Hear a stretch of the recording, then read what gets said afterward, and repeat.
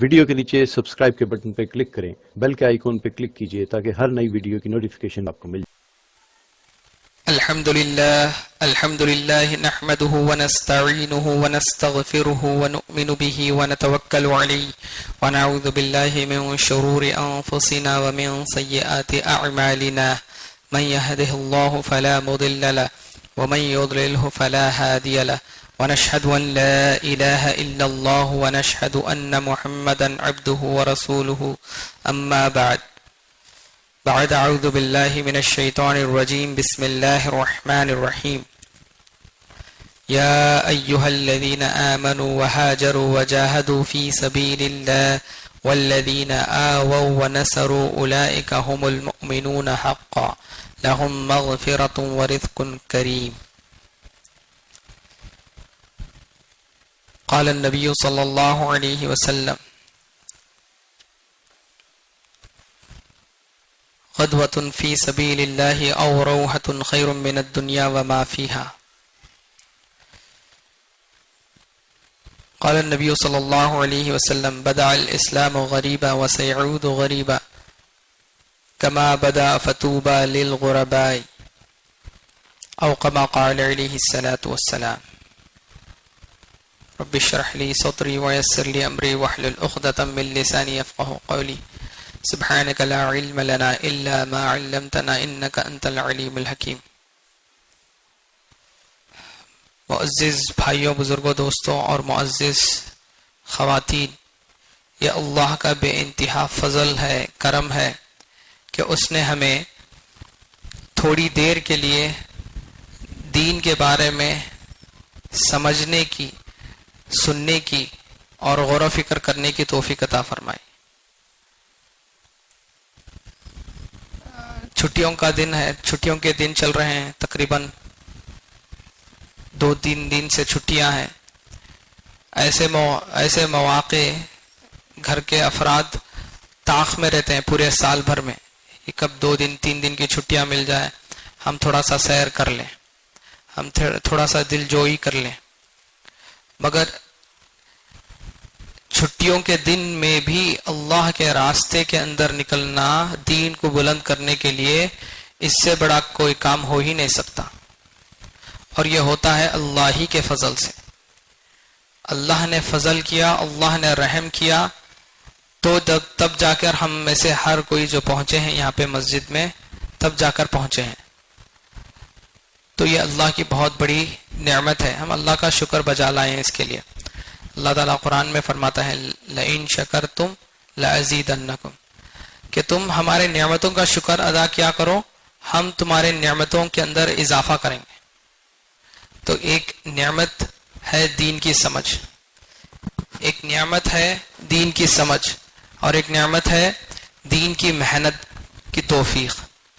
تو اب اس میں سے بعض مرد اور عورتیں اللہ کے راستے میں نکلی ہیں، اور بعض یہ تعلیم کے حلقے کے اندر بھی جو جڑی ہیں، یہ بھی ایک قسم کا دین کی خدمات ہے۔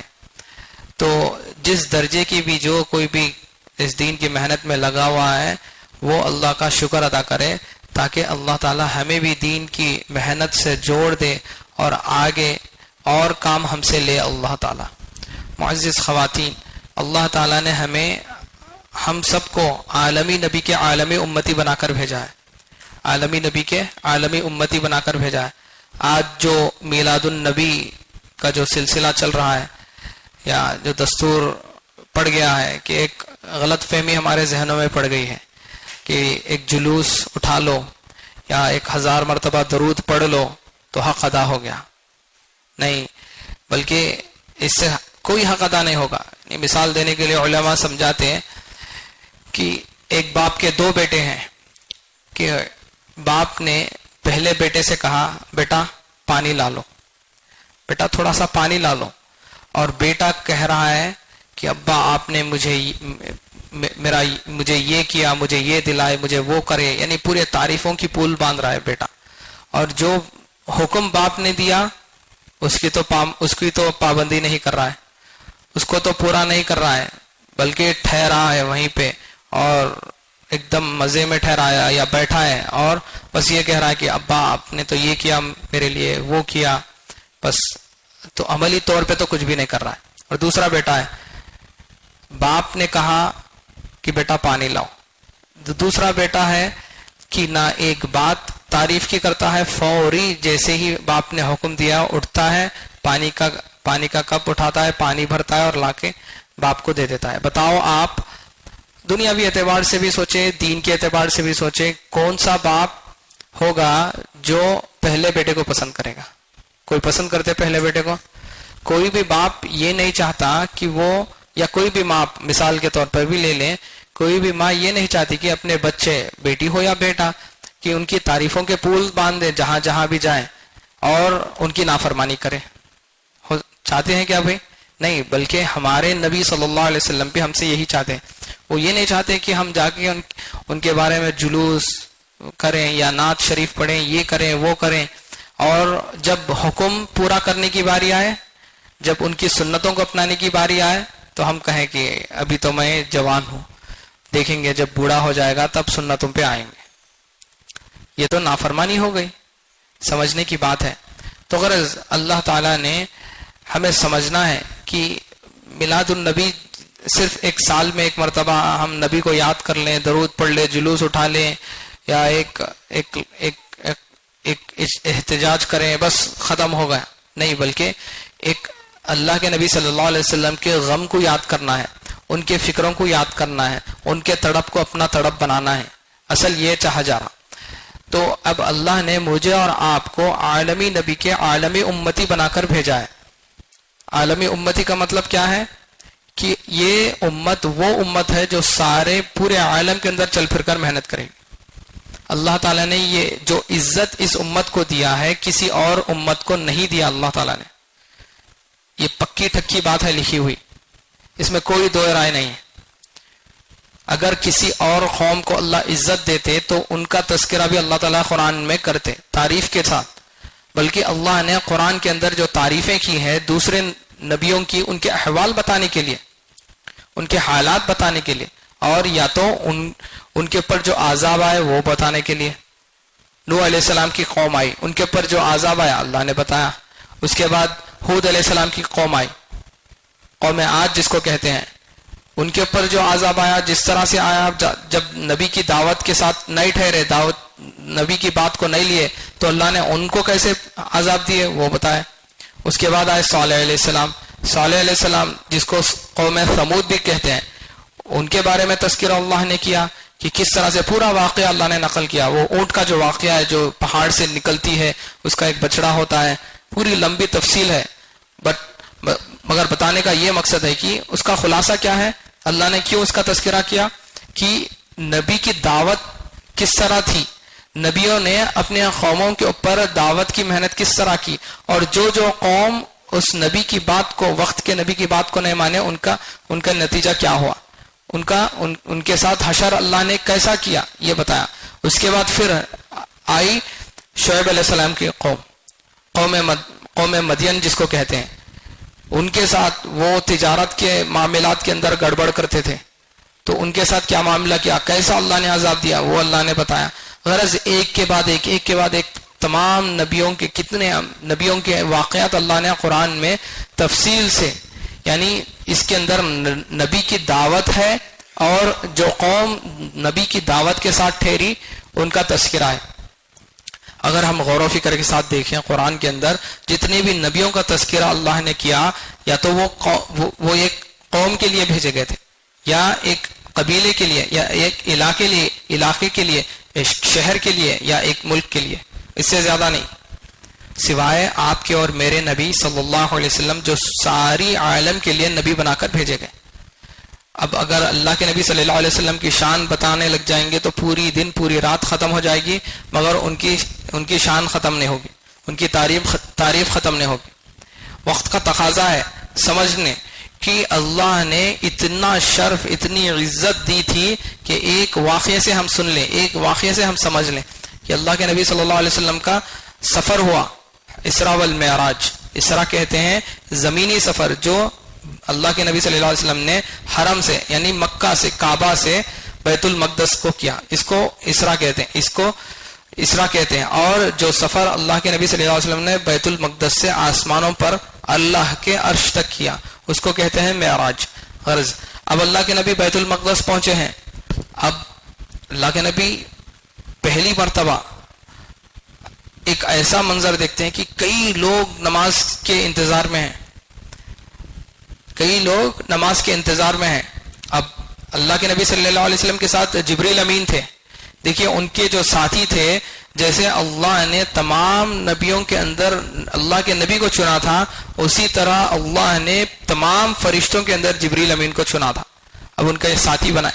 اب پہنچے ہیں تو وہاں پر جب پہنچے ہیں تو اللہ کے نبی صلی اللہ علیہ وسلم نے پوچھا یہ سب کون ہیں؟ تو جبریل علیہ السلام نے فرمایا یہ پورے اللہ کے انبیاء علیہ الصلوۃ والسلام ہیں, اللہ کے نبیاں ہیں. اب اذان ہوئی, اقامت ہوئی, تو اب سب ایک کا چہرہ ایک دیکھ رہے ہیں کہ نماز کون پڑھائے گا بھائی, نماز کون پڑھائے گا. اللہ کے نبی صلی اللہ علیہ وسلم کا ہاتھ جبریل علیہ السلام پکڑتے ہیں اور لے کے جا کے ممبر پر ٹھہرا کرتے ہیں. یہ مقام ہے میرے اور آپ کے آقا کا, امام الانبیاء ان کو اللہ نے بنایا. اور اللہ تعالیٰ کا قیامت کے دن حساب کتاب بھی شروع کریں گے وہ اللہ کے نبی صلی اللہ علیہ وسلم کی سفارش پر. یہ مقام اللہ کے نبی کو ملا ہے جو پورے امام پورے انبیاء کے ائمہ ہیں. تو اب یہ شرف ان کو جو دیا اللہ تعالیٰ, اس کے ساتھ ساتھ ان کے نبی کو بھی دیا کہ ان کے نبی کی جو امت ہے سب امتوں سے افضل ہے, جو کہ ہماری امت ہے. ان کی امت سب سے آخر میں آئے گی, سب سے پہلے جنت میں جائے گی. دوسرے نبیوں کی دعوت کی گواہی یہ امتی دے گا, ادنا سا نبی نہیں, یہ امت کا ایک امتی دے گا. اور فضائل کے اندر آتا ہے کہ کل قیامت کے دن جیسے ایک ایک انبیاء کے پیچھے ان کی جو قوم جو ان کی پیروی کی, ان کو جو فالو کیے, وہ ٹھہریں گے. اسی طرح اس امت کے ایک ایک فرد کے پیچھے کہیں ہزاروں کہیں لاکھوں لوگ ٹھہریں گے. دعوت کا نتیجہ ہے یہ, اس مبارک محنت کا خلاصہ ہے یہ, فضائل ہے یہ امت کے. اب اللہ کس بنا پہ بولے, بولو کس بنا پہ بولے, فضائل کس بنا پہ بولے, اس امت کی فضائل کس بنا پہ بولے. اللہ نے اس امت کے فضائل جو اس بنا پہ کیے کہ خالص یہ امت وہ کام کرے گی جو نبیاں کرتے تھے, اسی بنیاد پہ دیے, کوئی اور بنیاد نہیں تھی. یہ بنیاد یہ نہیں تھی کہ یہ امت آسمانوں کو چھوتی ہوئی عمارتیں بنائے گی, یہ امت ایسے برج بنائے گی جو سمندروں کے اوپر کنیکٹ کریں گے, سمندروں کو سمندر کنیکٹ کریں گے. آج دیکھیے جا کے آپ عالم کے اندر پھریں گے تو اللہ ایسے اسفار کرائیں گے آپ سے بھی. اور یہ امت اس لیے نہیں کہ پہاڑوں کو تراشے گی, نہیں, پہاڑوں کے اوپر چڑھے گی, نہیں, اور لوہے کو ہوا میں اڑائے گی, نہیں, بلکہ خالص یہ امت پوری انسانیت کی فکر کرے گی کہ وہ کس طرح سے جہنم سے بچ جائے. اس بنا پہ اللہ نے یہ درجہ دیا. دیکھو اللہ کے پاس قبولیت ہے, قبولیت ہے. یہ کام کی اہمیت سمجھا رہا ہوں میں, یہ کام کی اہمیت ہے. جب ہمیں سمجھ میں آ جائے نا یہ کام, نیند نہیں آئے گی, سونا بھول جائیں گے, کھانا کیا ہے بھول جائیں گے, کیونکہ اللہ کے نبی صلی اللہ علیہ وسلم کے ساتھ یہی احوال تھے. کھانا بھی کھاتے تو امت کے غم کے ساتھ, سوتے بھی تو امت کے غم کے ساتھ. آج ہمارے حال دیکھو, ہے ہمارے حال. جماعت میں نکلی کھانے کی فکر چل رہی, جماعت میں نکلی کہاں بستر لگائے تو اچھی ہوا تھی, اچھے کوئی ڈسٹرب نہیں کرتا, وہ جگہ ڈھونڈنے کی فکر میں ہی. جماعت میں نکل کر بھی گھر کے پاس تو ہوتا ہی ہوتا, مگر اللہ کے راستے میں نکلنے کے بعد بھی امت کا غم فکر نہیں آ رہا. یہ حال ہے تو بتاؤ کیسے کام ہوگا. میرے عزیزوں دوستوں, ایک ہے مسلمان کی مدد کرنا, ایک ہے مسلمان کی مدد کرنا, اور ایک ہے اسلام کی مدد کرنا. دونوں برابر نہیں ہیں. حضرت جی فرماتے ہیں دونوں برابر نہیں ہیں. اگر سیرت اٹھا کر دیکھیں گے تو سمجھ میں آئے گی, سیرت اٹھا کر دیکھیں گے تو سمجھ میں آئے گی. ایک بندہ تھا جس کا نام تھا عبداللہ بن جادان, مسلمان نہیں تھا, مشرک تھا, اور یہاں تک کہ وہ تھا ابو بکر رضی اللہ عنہ کے بھائی کا بیٹا. تو ہوا کیا, چچا زاد بھائی عائشہ رضی اللہ عنہ کا. اور اس کی ایک خاصیت تھی، پورے مکے والوں کو جوڑ کر دعوت دیتا تھا، پورے مکے والوں کی. اتنی بڑی اس کے پاس ایک ہنڈی تھی جس میں کھانا بناتا تھا کہ اللہ کے نبی صلی اللہ علیہ وسلم خود فرماتے ہیں روایتوں کے اندر، جب گرمی کا موقع ہوتا تھا، ایک دم دوپہر کا وقت میں کبھی گزرتا تو گرمی کی تپش سے بچنے کے لیے اس ہنڈی کے چھاؤں میں رک جاتا تھا. سوچو کتنی بڑی ہنڈی رہنا کہ اس کی چھاؤں کے اندر اللہ کے نبی اپنے آپ کو ٹھنڈا محسوس کر رہے. اتنی بڑی ہنڈی میں پورا کھانا بنا کے پورے مکے والوں کو بلاتا تھا. مگر جب عائشہ رضی اللہ عنہ نے پوچھا اللہ کے نبی صلی اللہ علیہ وسلم، کیا اس نے جو خدمت کی، کئی خدمت کی، کئی غلاموں کو آزاد کیا، کیا وہ جنت میں جائے گا؟ اللہ کے نبی کے ارشاد دیکھو، نہیں یا عائشہ، اس نے تو میرا کلمہ پڑھا ہی نہیں، اس نے اللہ کے اوپر ایمان لایا ہی نہیں، تو کیسے جنت میں جائے گا؟ یہ ہے مسلمان کی مدد. مسلمان کی مدد کرنے کے باوجود بھی کیا ہے نتیجہ؟ کچھ بھی نہیں ہے. اور ایک تھا آس بن وائل. یہ آس بن وائل جو تھا عمرو بن عاص رضی اللہ عنہ کے والد صاحب تھے، اور ان کا دستور یہ تھا کہ پورا سال بھر کماتے تھے. کیا واسطے؟ اڑانے کے لیے نہیں. جو حاجی حج کو آتے تھے اس زمانے کے اندر ان کو کھانا کھلانے، ان کو پانی پلانے کے لیے، اور پورا سال کما کے یہ کام کرتا تھا. مگر نتیجہ کیا ہوا؟ بغیر ایمان کے مر گیا. اور ٹھیک اور بھی کئی انعام ہے، میں بولتے کیا وقت نہیں ہے. دنیا کے اعتبار کا آج کے دور کا ایک ایگزامپل بتاتا ہوں. ایک بندہ تھا، یہ کارگزاری ہے شکاگو کی، امریکہ کے اندر ایک شہر ہے شکاگو. وہاں پر ایک بندہ تھا بنگلہ دیش کا جس کا نام تھا مسٹر خان. مسلمان تھا اور ایک بہت بڑا انجینئر تھا. وہ بہت بڑا انجینئر، اتنا ماسٹر مائنڈ انجینئر کہ اس زمانے کے اندر 1990 کے اندر وہ ایک بلڈنگ بنایا تھا، اس کو سیئرس ٹاور کہتے ہیں شکاگو میں. اور وہ بلڈنگ اتنی اونچی بنایا تھا اس نے کہ 25 سال تک پوری دنیا میں کوئی اس کا ریکارڈ نہیں توڑے. اتنی بڑی بلڈنگ بنایا. اس کی انجینئرنگ سے اتنا متاثر ہو گیا، اور چونکہ تھا مسلمان اس لیے کیا کیا عرب والوں نے، عرب کے جو شہزادے تھے اس سے رابطہ قائم کیا، اور اس سے رابطہ قائم کر کے جو آج ہم میں سے ہر کوئی حج کو جاتے ہیں نا، تو جدہ کے اندر ایک ایئرپورٹ ہے حج ٹرمینل بول کے، وہ حج ٹرمینل کی پوری ڈیزائننگ یہ بندہ مسٹر خان کیا. کون کیا؟ ایچ ہے وہ بندہ. ارے مسلمان جب نام مشہور ہو گیا، اتنی بڑی بلڈنگ بنایا تو لوگ بھی متاثر ہو گئے، اور اس کو ملک کا بادشاہ خود اس کو فون لگا کے بول رہا کہ ہمارے پاس آؤ، مسلمان پورے ہمارے پاس آتے ہیں، حج ٹرمینل آپ ڈیزائن کرو، آپ بناؤ اس کی انجینئرنگ. تو وہ بھی بنا دیا، حج ٹرمینل بنایا. اور اس کی موت واقع ہوئی سعودی کے اندر. مگر اس کی زندگی میں دین کی محنت نہیں تھی. دو چیزاں سوچنے کے ہیں یہاں پہ. اور کیا ایک وہاں کے انگریز گوری سے شادی کر لیا تھا، کیونکہ دین زندگی میں نہیں تھا، اسلام نہیں، اس کو کلمہ نہیں دے سکا، اس کو کلمہ نہیں پڑھا سکا. اسی حالت میں زندگی گزارا اس عورت کے ساتھ. اب جب موت آئی، سعودی کی گورنمنٹ خود بول رہی کہ ہم اس کو جنت البقیع میں دفنائیں گے. اتنا بڑا خدمت کیا اس نے. کس کا کیا؟ اسلام کا کیا؟ نہیں، مسلمان کی خدمت کیا. بس حج ٹرمینل بنا کے آج جو بھی حاجیاں جاتی ہیں وہی ٹرمینل کو فلائٹ لینڈ ہوتی. اتنا بڑا کام. اور اسی لیے اس کے اعجاز میں، اس کے اکرام میں گورنمنٹ بول رہی کہ ہم، حالانکہ جنت البقیع میں کس کو اجازت نہیں ملتی، ایسے بڑی ریکمنڈیشنز کرنا پڑتا، یا تو بہت بڑے وقت کے اللہ والے ہونا تب ملتا. اس کو جو ہے نا اجازت مل گئی کہ یہ انتقال ہو گیا ہے، ہم اس کو اجازت دیتے ہیں، آپ دفنانا چاہ رہے ہیں تو جنت البقیع میں دفنا دو. اب اس کی جو ایک کوئی تھے اس کے زندگی میں، اس کے باحیات، تو اس کی بیوی تھی، اس کے بیوی سے رابطہ قائم گیا. تو وہ بولی ہرگز نہیں، میں ہرگز اس کی اجازت نہیں دوں گی، بلکہ یہ دفنے گا شکاگو کے اندر ایک کرسچین کے قبرستان میں. کرسچینوں کو کس طرح سے دفناتے ہیں اس کو اسی طرح کرسچینز کے قبرستان میں دفنائے. حال کیا ہوا دیکھیں. اتنی بڑی خدمت ہوئی دنیاوی اعتبار سے، مگر نتیجہ کیا ہوا؟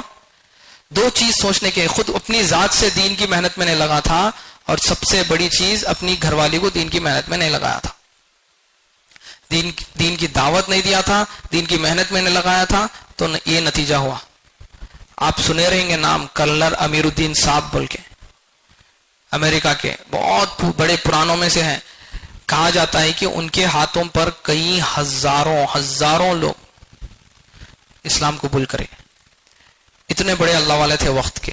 اور وہ بھی جو شادی کیے تھے نا، ایک غیر ایمان والی سے کیے تھے شادی، مگر چونکہ دین کی محنت میں لگے تھے، ایمان کی فکر میں لگے تھے، اپنی بیوی کو بھی کلمہ پڑھائے. جب مرد دین کی محنت میں لگتا ہے اور فکر کرتا ہے اپنی گھر والی کا، تو نتیجہ یہ ہوتا ہے. اور یہ دونوں طرح کی ذمہ داری ہے، یہ مرد کی بھی ذمہ داری ہے، عورتوں کی بھی ذمہ داری ہے. آج ہمیں مردوں کا کام سمجھ میں آ گیا، عورتوں کا کام سمجھ میں نہیں آیا، اللہ معاف کرے. مولانا سعید خان صاحب بہت بڑے وقت کے اللہ والے تھے، ذمہ داروں میں سے تھے، بلکہ پورے عربوں کے اندر کام اٹھانے والوں میں سے تھے. ان کے بارے میں آتا ہے کہ وہ تو مردوں کے کام بہت آگے رہ کے کرتے تھے. سمجھ میں آ گیا تھا جب مستورات کے کام کے مشورے ہوتے تھے یا کچھ بھی تذکرے ہوتے تھے تو وہ مشورے سے ہٹ جاتے تھے. ان سے جب دریافت کیا گیا تو وہ کہتے تھے کہ بھئی بس مستورات کے کام میں مجھے مت کھینچو. نہ اپنی گھر والی کو لگائے، نہ خود لگے کام میں مستورات کے اعتبار سے، مگر ذمہ داروں میں سے تھے وہ کام کے. عرب کے اندر عربان دیوانے تھے ان کی وجہ سے کئی ملکوں میں عرب کے سعودی سمجھ لو، UAE سمجھ لو، دبئی، شارجہ، ہر ایسے علاقوں کے اندر کام اٹھا ہے، مگر خود بنیادی طور پہ کام کو نہیں سمجھے تھے. اب ایک مرتبہ وہاں کے علاقوں کے ساتھیاں، ذمہ دار ساتھیاں فکر کیے، اور فکر کر کے ان کے پاس ایک مستورات کی جماعت کو روکے. کتنی؟ 3 دن کی مستورات کی جماعت روکے. 3 دن کی مستورات کی جماعت کا روکنا یہ تھا نتیجہ کہ اس کے بعد کبھی زندگی میں مستورات کے کام سے رکے نہیں ہوں، کبھی نہیں رکے، ہر مشورے میں آگے تھے مستورات کے کام میں. اور ان سے پوچھا گیا، حضرت آپ تو پہلے مشورے میں نہیں رہتے تھے مستورات کے کام کے، اپنے آپ کو الگ کر دیتے تھے، کام سمجھ میں نہیں آیا بولتے تھے. تو حضرت فرمائے کہ وہ 3 دن کی جماعت، حالانکہ موٹی موٹی زبان والے گاؤں والے تھے جماعت میں، اتنے بھی پڑھے لکھے نہیں تھے، مگر جب جماعت ان کے گھر پر رکی، اثر یہ ہوا کہ ان کے نواسیاں تک، ان کے پوتیاں تک یہ گوارا نہیں کر رہی کہ سر سے دوپٹہ ہٹ جائے. میرے گھر کے اندر ایسی تربیت پردے کے اعتبار سے یہ آئی کب؟ 3 دن کی جماعت روکنے پہ. مجھے تب مستورات کا کام سمجھ میں آیا کہ کیسا حق والا کام ہے. افسوس کی بات ہے آج ہمیں نہیں سمجھ میں آیا، آج ہمیں سمجھ میں نہیں آیا. ہم پورے عالم کے اندر چل پھر کر دیکھیں تو ہمیں حالات سمجھ میں آئیں گے کہ حالات کیسے ہیں، کہ کام کیسے ہو رہا ہے، کہ کتنی قربانیوں سے کام ہو رہا ہے. ابھی ہماری جماعت کا سفر پورے ملک کے اعتبار سے ہوا تھا امریکہ کے اندر، 4 مہینوں کا سفر تھا. تقریباً بڑے بڑے شہر، اتنے بڑے، پورے تقریباً شہر ہم نے کور کیے. 2 دن کہیں، 3 دن کہیں رکتے تھے جماعت. اور ہر جگہ خصوصاً علاقے والوں کے پاس سے تقاضا ہمیں ملتا تھا کہ مستورات کے اعتبار سے بھی بات کرو، کیونکہ مستورات کے حالات ویسے تھے. ہاں، مذاق نہیں ہے یہ. اور مردوں تک تو ہم پہنچ جاتے ہیں، جو مردوں کے اندر جماعتوں میں جاتے ہیں، چلا ہو، 4 مہینے ہو، 3 دن ہو، مگر مستورات کا حال کیا ہے؟ مستورات کا حال کیا ہے؟ ایک کارگزاری دیتا ہوں میں. ہماری جماعت پہنچی، گشتوں میں نکلے ہم لوگ. ہمارے پاس ایک نام تھا، وہ بندہ تھا ایران کا تھا وہ بندہ. اس کا نام ہمارے پاس محفوظ تھا، اس کا ایڈریس تھا. اس کا ایڈریس لیے ہم لوگ چلے گئے اس کے گھر. جب ہم اس کے گھر پہنچے ہیں تو ہم جب آواز دیے تو ایک عورت باہر آتی ہے. ہم نے اس سے سوال کیا، ہم نے اس سے بتایا کہ ہم فلاں نام کے بندے سے ملنے آئے ہیں، اگر وہ ہے تو بھیج دیجئے. تو اس نے جواب دیا کہ no, my father is not home, کہ میرے والد گھر پر نہیں ہیں. اس نے سوال کیا, ہمارے جماعت میں بڑی عمر والے بھی تھے, اس نے سوال کیا what is the purpose of your visitation, آپ کیوں ہمارے گھر آئے تھے؟ ہم نے بتایا کہ ہم مسلمان ہیں, ہم مسلمانوں سے ملنے آئے ہیں, تو ہمیں پتا چلا کہ آپ کا گھر بھی مسلمانوں کا ہے تو ہم ملنے کے لیے آئے. ہاں اس گھر میں میرے باپ ایک ہی مسلمان ہے, کوئی اور مسلمان نہیں. اب وہ تو گھر پر نہیں ہے. اب ہمارے ساتھی جو تھے بڑے عمر کے, ان سے ارحان ہے کیا. اس نے پوچھا sister what happen, why are you not a Muslim, when your father is a Muslim why are you not a Muslim. انہوں نے پوچھا کہ بہن کیا ہوا کہ تمہارے والد جب مسلمان ہیں تو تم کیوں مسلمان نہیں ہو, تم کیا اللہ پہ ایمان نہیں لاتی ہو؟ تو وہ کہتی ہے کہ Islam doesn't make sense to me, کہ مجھے اسلام سمجھ میں نہیں آیا. اسلام مجھے کیا ہے سمجھ میں نہیں آیا, کہ کبھی قبر کے عذاب کہتے ہیں, کبھی اٹھائے جانے کو کہتے ہیں. غرض اب بتاؤ, اب یہ مردوں کی جماعت تھی ہماری, ہم کتنی اس سے بات کر سکتے ہیں؟ ہمارے لیے بھی ایک حد ہوتی ہے, اس سے آگے نہیں بڑھ سکتے. اگر ہماری مستورات اللہ کے راستے میں نہیں نکلیں گی تو ایسے کتنے بہنیں ہیں, ایسے کتنے گھر ہیں جو اجڑ جا رہے, اسلام سے باہر چلے جا رہے. ان کی فکر کرے گا کون؟ یہ میری اور آپ کی ذمہ داری ہے میرے عزیزوں دوستوں, میری اور آپ کی ذمہ داری. جس کو کام سمجھ میں آ گیا اللہ اس سے کام لے لیا, جس کو کام سمجھ میں آ گیا اللہ اس سے عجیب کام لے لیا. ہمارے پاس ایک جماعت آئی تھی ہندوستان کی, تو اس میں ہمارے ایک ساتھی تھے, بہت ہم سے قریب ہو گئے تھے, اور وہ ان کی سفر کئی ہو رہے ہیں لگاتار امریکہ کی. وہ ان کی ترتیب, ایک سال وہ مردوں میں آتے ہیں, اس کے بعد والے سال مستورات میں آتے ہیں, اور تقریباً 6 سال کی مدت کے اندر 3 مستورات کے سفر ہو گئے ان کے امریکہ. بیرون میں جانے کے لیے مستورات میں 2 ماہ کی ترتیب ہے, آپ سب کو تو پتا ہے. تو اب امریکہ کو آنا ایک بار بھی بہت مجاہدے کی بات ہے, اور میاں بیوی تو اچھا خاصا خرچہ ہوتا, 5-6 لاکھ کا خرچہ ہو جاتا. اب ہم نے اس سے سوال کیا, بلکہ میں نے ان سے سوال کیا, بھائی آپ کی مصروفیت کیا ہے؟ ماشاءاللہ اللہ آپ کو بار بار قبول کر رہے ہیں. تو ان کو سمجھ میں آ گیا میں جو سوال کرنا چاہتا ہوں. یہ دیکھیے ہمارے سب کے لیے عبرت کی بات ہے, یہ سب کے لیے, میرے لیے بھی ہے. کہ انہوں نے فرمایا دیکھو اصل میری معاشی حالت نہیں ہے جو مجھے لے کے آتی ہے. ظاہر سے دیکھو میرے پاس اتنا مال نہیں ہے کہ میں آ جاؤں ہر سال, مگر میں ارادہ کرتا ہوں تو اللہ لے کر آتے ہیں. اور اس کے پیچھے سب سے بڑی ہاتھ اور سب سے بڑی قربانی میری گھر والی کا ہے. میں پوچھا وہ کیسے؟ انہوں نے فرمایا میری گھر والی جب اس کی شادی ہوئی تھی اس کے گھر والوں نے اس کو 40 تولہ سونا دیا تھا. کتنا؟ 40 سونا دیا تھا, اور وہ ایک ایک کرتی اللہ کے راستے میں دیتی گئی. آج اس کے پاس 1 تولہ سونا بھی نہیں ہے. یہ قربانیاں صرف صحابہ اور صحابیات یا تابعین ان کے زمانے میں نہیں ہوئی, قربانیاں ہمارے زمانے کے اندر بھی ہوئی ہیں, تب جا کے دین زندگیوں کے اندر آیا ہے. ہمارے ایک امیر صاحب ہیں, سعید صاحب بلکہ شکاگو کے, وہ کہتے ہیں کہ جب وہ امریکہ پہنچے ہیں, کب کی بات؟ 1970 کی بات ہے, ابھی بھی باحیات ہیں, اللہ ان کو ان کی عمر میں حیات دے, برکت دے. کہ جب وہ امریکہ پہنچے 1970 میں, مسلمان جمعہ جو ہے سو اتوار کے دن پڑھتے تھے. کیا کرتے تھے؟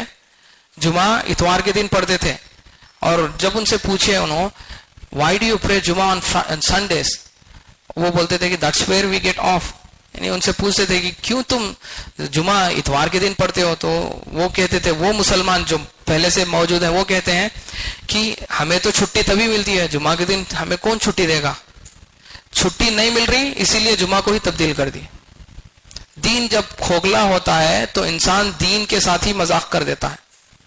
اور بھی ایسے کئی کارگزاریاں ہیں. ایک جگہ ہماری جماعت پہنچی تو قبلہ اس ڈائریکشن میں ہے تو اس ڈائریکشن میں نماز پڑھ رہے. ارے بھائی کیا ہوا بھائی, قبلہ تو ایسا ہے, آپ مسجد کیوں ایسی بنائے؟ تو وہ تھے کہیں وہ انڈونیشیا کے جو قریب کے جزیرے ہیں, وہ جزیروں میں سے ایک جزیرے والے تھے وہ. تو ان سے جب سوال کیے وہ کہتے ہیں کہ جب ہم ہمارے ملک سے آئے ہم اس ڈائریکشن میں ایسے ہی کر کے ہم قبلہ کر کے نماز پڑھتے تھے، اور یہاں جب پہنچے ہیں تو یہاں پر بھی وہی ڈائریکشن میں پڑھتے ہیں. بیچارے ان کو نہیں معلوم کہ جو قبلہ ہے وہ کعبے کی ڈائریکشن میں ہوتا ہے. اتنا بھی نہیں معلوم مسلمانوں کو. مسجد تو بنا لیے اور کئی سالوں سے نماز کوئی اور رخ کر کے پڑھ رہے ہیں. بتاؤ کون بتائیں ان کو صحیح دین کیا ہے، حق دین کیا ہے؟ کیا یہ ہماری ذمہ داری نہیں ہے؟ اور صرف مردوں کی نہیں ہے ذمہ داری بلکہ عورتوں کی بھی ذمہ داری ہے کہ آج پورے عالم کے اندر تقاضے بتائے جا رہے ہیں کہ کتنی سخت ضرورت ہے کہ، اور سب سے بنیادی چیز گھروں کے اجڑنے کا ذریعہ عورت ہے. اگر عورت کے زندگی کے اندر دین آئے گا، بچوں کی زندگی کے اندر دین آئے گا، شوہر کی زندگی کے اندر دین آئے گا، بلکہ پورا خاندان بدل جائے گا. اور ایک عورت بھی پورے ملک کے اوپر بھاری پڑ سکتی ہے.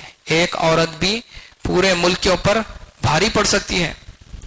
فرانس کے اندر کارگزاری ہے کہ فرانس کے اندر ایک عورت، جب کام بہت شروعاتی سطح پر تھا، ایک عورت وہاں کی جو فرانس کی تھی، جو لوکل مقیم عورت، وہ عورت نے 3 دن لگایا. اس کو جب پردہ سمجھ میں آیا تو جب واپس آئی ہے تو کتنے مستورات کے اوپر محنت کر کے کئی مستورات کو وہ کام میں جوڑی اور پردہ کرنے کا ذریعہ بنی.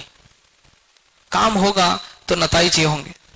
آج میں بتا رہا ہوں امریکہ کے اندر بھی تھوڑے علاقے ایسے ہیں، امریکہ کے اندر بھی تھوڑے علاقے ایسے ہیں کہ جہاں پہ آپ کو 9 سال کی عمر کی بچی بھی اگر گھر سے نکلتی ہے نا، پورا پردہ نقاب کے ساتھ نکلتی ہے. یہ محنت کے نتیجہ ہے.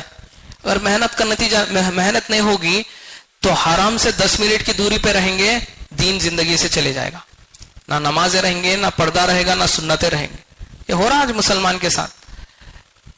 یہ دین کی محنت کے شرط ہیں کہ اوپر جو اللہ کے وعدے، مددیں، نصرتیں ہیں، اس کے وعدے پورے ہوں گے جب دین کے اوپر انسان مسلمان ٹھہرے گا اور اس محنت کو کرے گا، تب اس کا خلاصہ یہ ہوگا.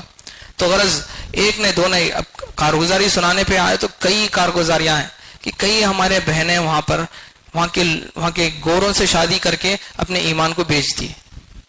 کیونکہ امریکہ کو جو ہے نا کوئی بھی اسلام کے لیے، دین کے لیے تھوڑی جاتے، وہاں کے ڈالروں کے لیے جاتے لوگ، اور ڈالروں کے چکر میں ماحول کے غلام بن جاتے، اور وہ ماحول کی غلامی کے اندر اپنا دین کیا ہے، اپنا مذہب کیا ہے، اپنے شرائط کیا ہے، سب چھوڑ دیتے اور وہاں کے گوروں کے ساتھ، وہاں کے کالوں کے ساتھ شادی بیاہ کر لیتے. اور اسی طرح دین نسلوں سے چلے جا رہا، نسلوں سے.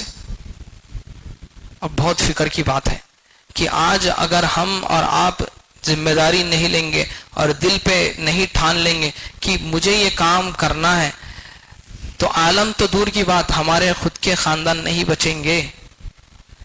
یہ خلاصہ ہے. اللہ کے نبی صلی اللہ علیہ وسلم کی سیرت اگر اٹھا کر دیکھیں گے تو آپ کہ جو دین کی محنت کرے گا اللہ اس کے نسلوں کی بھی حفاظت کریں گے. جو دین کی محنت نہیں کرے گا اس کی بالکل اگلی والی نسل بھی جو ہے نا ہاتھ سے برباد ہو جائے گی.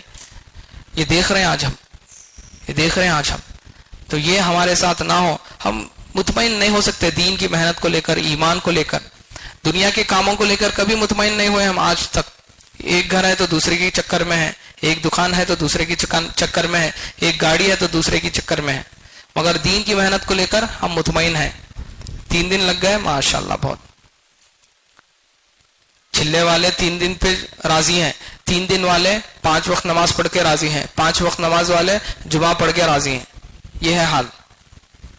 تو میرے عزیزوں، بھائیوں، دوستوں اور معزز خواتین، ایک ذمہ داری ہے. جیسے اللہ کے نبی صلی اللہ علیہ وسلم نے ہر عورت کا مقام بتایا. جب وہ ماں ہوتی ہے تو اس کا مقام کیا ہے، اللہ کے نبی صلی اللہ علیہ وسلم نے بتایا کہ اس کے قدموں کے نیچے جنت ہے. جب وہ بہن ہوتی ہے یا بیٹی ہوتی ہے اس کا درجہ کیا ہے کہ اس کی تربیت صحیح کرے اور صحیح جگہ اس کا بیاہ کرائے تو وہ سیدھا اس کو جنت کو جانے کا ذریعہ بنتی ہے. اور بیوی کا مقام درجہ کیا ہے اللہ کے نبی صلی اللہ علیہ وسلم نے بتایا. افسوس کی بات ہے آج کی ہماری مائیں، بہنیں، بیوییں سب نے وہ ذمہ داری، وہ مقام جو اسلام دیتا ہے وہ بھول گئی اور اپنے آپ کو وہ رسوئی گھر کے لیے محدود سمجھ لی. کھانا پکانا، بچوں کو پالنا، اور یہ بس یہی ذمہ داری، بلکہ اس میں تربیت بھی نہیں ہے. اسی لیے ہاتھوں سے نسل چلی جا رہی ہے ہماری، کہ کیا ہمارے نسل کے حال ہیں ہم خود جانتے ہیں کہ آج ہمارے نسلوں کے اور غیروں کے نسلوں کے بیچ میں فرق نہیں رہا. اللہ معاف کرے، نہ حلیے سے نہ اخلاق کے اعتبار سے، دونوں اعتبار سے ہم پیچھے رہ گئے. اللہ ہمیں معاف کرے. تو غرض معزز خواتین اور بھائیوں بزرگوں دوستوں، ایک ذمہ داری والا کام اللہ نے مجھے اور آپ کو دیا ہے. اگر اس ذمہ داری والے کام کو جس طرح سے ہم ذمہ داری ہے ویسا سمجھ کر کریں گے، دیکھو جیسے صحابیت نے قربانیاں دی، ویسے ہی اس کام کے پرانوں کے گھر والیاں ذمہ داروں کی گھر والیوں نے بھی قربانی دی. حضرت جی الیاس صاحب رحمۃ اللہ علیہ کی قربانی ان کی کتنی تھی اور ان کے گھر والوں کی کتنی تھی، سوچئے، تب جا کے کام اتنا بڑا. اور حاجی عبدالوہاب صاحب ایک مرتبہ مرکز آئے، نظام الدین آئے، جب مولانا زبیر صاحب کا انتقال ہوا تو پورے پرانے ملک کے جڑے تھے، اور پہلا جملہ جو کہا، یہ جو پورے پرانے جو آپ بیٹھے ہو وہ ایک عورت کی فکر کی بنیاد ہے. بولے کس کی فکر؟ عورت کی فکر. یہ ہوتا ہے نتیجہ، جب عورت دل پہ کوئی بات لے لیتی ہے نا تو اللہ اس سے ایسا عجیب و غریب کام لیتے ہیں کہ ہم تصور نہیں کر سکتے تھے. حضرت جس کے بارے میں کہہ رہے تھے وہ ایک عورت کی فکر، وہ تھی حضرت جی الیاس صاحب رحمۃ اللہ علیہ کی دادی. ایسی فکر مند دائیا تھی کہ وہ فکر کو اپنے پوتے کے اندر منتقل کی اس نے، اور نتیجہ یہ ہے آج ملکوں کے اندر میں بتا نہیں سکتا، کارگزاریاں وقت کا تقاضا ہے کہ کتنے کونے کونے کے پورے عالم کے اندر جماعتیں پہنچ چکی ہیں، دین کی محنت ہو رہی ہے. تو غرض یہ تقاضا پورا کرنے کے لیے آج جتنے بھی جڑے ہیں بہنیں، وہ سب سے پہلے بنیادی ارادہ یہ کریں کہ میں عالمی نبی کی عالمی امتی ہوں، مجھے پورے عالم کے اندر چل پھر کر محنت کرنا ہے. تو اس کے لیے آپ ارادے کریں. کوائف دوسری بات ہے، جب ہم ارادے کریں گے تو ہم کوائف کو پورا کرنے کی پوری کوشش کریں گے. تو سب سے پہلے ارادے کریں، اس کے بعد جس کے کوائف مکمل ہیں، یعنی 2 مرتبہ چھلے لگ گئے موٹے کوائف، تو وہ بہنیں بھی بتائیں کہ فوری طور پہ کھلے خرچ کے لیے، آج حضرت جی فرما رہی ہیں کھلے خرچ کے لیے آؤ. کہ آج دیکھو ہمارے شادی بیاہ کے خرچے بڑھ گئے، ہم بڑھا بھی رہے ہیں. اور گاڑی خریدنے کی پہلے 50,000 تھی تو اب 1 لاکھ کی گاڑی خرید رہے ہیں. گھر بنانے کے پہلے 10 لاکھ کا گھر تھا تو 20 لاکھ کا گھر بنا رہے ہیں. مگر جماعت کے اندر جانے کے لیے وہی 50,000 وہی 30,000 خرچہ لے کے آ رہے ہیں. دین اتنا ہلکا ہو گیا ہمارے لیے، دین اتنا سستا ہو گیا. بتاؤ دین کا کام پھیلے گا، دین کا کام چلے گا؟ تو اسی لیے اللہ کی ذات کے اوپر بھروسہ کریں. اللہ کی ذات پر، ہمارے جوبوں پر نہ دیکھیں، ہمارے بینک کے اکاؤنٹ پہ بیلنس پہ نہ دیکھیں، مگر اللہ کی ذات کے اوپر بھروسہ کر کے ہم ارادہ کریں، ہمت کر کر ارادوں کو بتائیں انشاءاللہ. ٹھیک ہے نا؟ اسلام دعا کر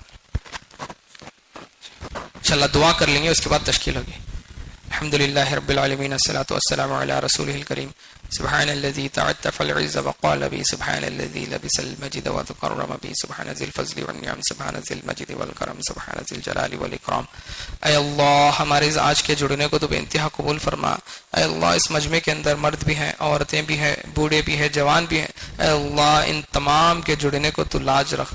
اے اللہ ان کے جڑنے کو تو اے اللہ بابرکت والا بنا. اے اللہ ہم میں سے کسی کو بھی خالی نہ بھیج. اے اللہ سب سے پہلی جو چیز ہم جس سے محتاج ہیں وہ تیرا دین ہے، تیری ہدایت ہے مولا. اے اللہ ہمیں ایسی ہدایت ہے جس کے بعد کوئی گمراہی نہ ہو. اے اللہ جو کوئی جس لائن کی جائز حاجات تمنا دل کے اندر لے کے آئے اس کو اے اللہ بھرپور اے اللہ ان کے اندر کامیابی عطا فرما.